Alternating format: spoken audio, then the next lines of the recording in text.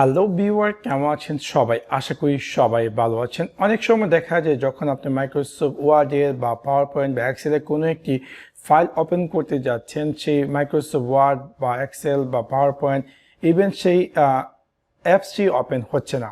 So আজকে আমি আপনাদের সাথে শেয়ার করব কীভাবে আপনি আপনার উইন্ডোজে এই মাইক্রোসফট অফিস যে অ্যাপ্লিকেশনটি আছে সেটি ওপেন হচ্ছে না, সেটাকে ফিক্স করবেন।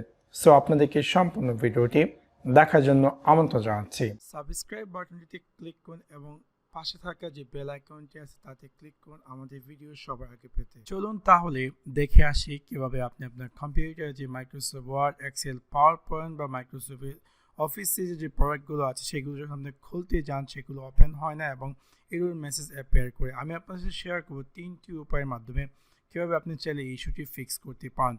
প্রথম যে উপায় সেটি হচ্ছে আমরা চেষ্টা করবো যে মাইক্রোসফট যে অফিসটি সেটাকে রিপেয়ার করার জন্য, অ্যান্ড দেন দেখবো আমাদের মাইক্রোসফট অফিসটি ওপেন হয় কি না।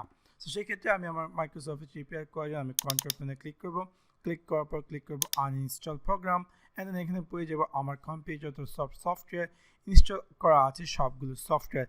এখান থেকে আমি পেয়ে যাবো আমাদের যে মাইক্রোসফট অফিস 365 বা আপনারটি যেই ভার্সনে হয়ে থাকুক না কেন সেই ভার্সনটি। সিম্পলি আপনি যদি রাইট ক্লিক করে ক্লিক করবেন লাইক চেঞ্জে ক্লিক করার পর আপনাকে ক্লিক করতে হবে ইয়েস, অ্যান্ড দেন এরকম একটি স্ক্রিনে অ্যাপিয়ার করে যেখানে বলা হয় কুইক রিপেয়ার ও অনলাইন রিপেয়ার।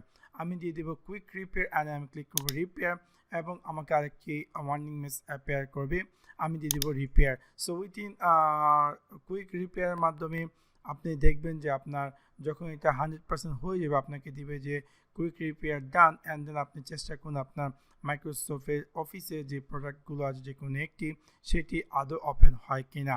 সেটাই হলো স্টেপ নাম্বার 1 এবং এটা অনেকটাই পাওয়ারফুল। যদি কাজ না হয় তাহলে আপনাদেরকে আমি শেয়ার করছি দ্বিতীয় যে উপায়টি। দ্বিতীয় উপায়টি হচ্ছে আপনি আপনার স্টার্ট মেনুতে গিয়ে টাইপ করুন সিস্টেম কনফিগারেশন, এন্ড আপনি পেয়ে যাবেন সিস্টেম কনফিগারেশন। সো এখান থেকে আপনাকে ক্লিক করতে হবে যে সার্ভিসেস সেকশন, তাতে ক্লিক করার পর এখান থেকে আমি একদম নিচে পেয়ে যাবো hide all Microsoft service. So আমি যদি ক্লিক করবো hide all Microsoft service, and then এখানে আমি পেয়ে যাবো আদার যে সার্ভিসগুলো সেগুলোকে আমি সম্পূর্ণ দিয়ে দিব ডিসেবল অল, অ্যান্ড দেন আমি ক্লিক করবো apply and okay, and then আমি আমার কম্পিউটারটিকে তারা আমাকে পপ আপ দিবে যে রিস্টার্ট করার জন্য। আমি আমার কম্পিউটারটিকে রিস্টার্ট করবো, অ্যান্ড দেন হোপফুলি আপনার যে মাইক্রোসফট ওয়ার্ডের যে বা মাইক্রোসফট এক্সেল বা পাওয়ার পয়েন্ট বা মাইক্রোসফট অফিসের সার্ভিসগুলো যে ইস্যুটি ছিল সেই ইস্যুটি ফিক্স হয়ে যাবে।